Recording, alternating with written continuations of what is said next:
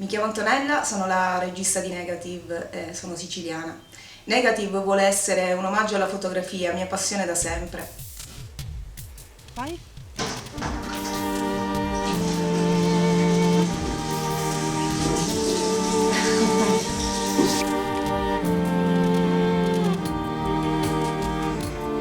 Il corto rappresenta la paura delle armi, il sospetto nei confronti degli estranei, molto attuale in questo momento, che porta, come avete visto, a conseguenze estreme.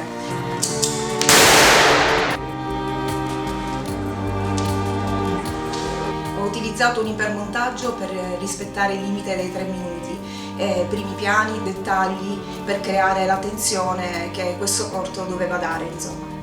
Per girare ho usato una Canon 5D Mark II, delle lenti manuali un po' vintage forse, e anche un treppiede. Per le riprese audio ho usato un microfono Rode NTG2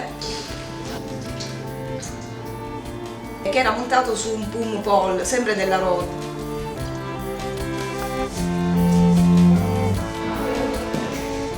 Il registratore utilizzato è stato uno Zoom H4n, non è stato facile, spero di esserci riuscita.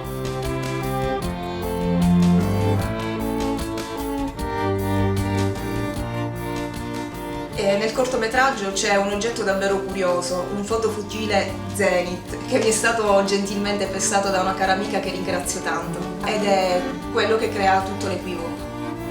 Interni ed esterni sono tutti girati qui in Sicilia, in un bellissimo parco di pini e in un palazzo antico, Palazzo Militello.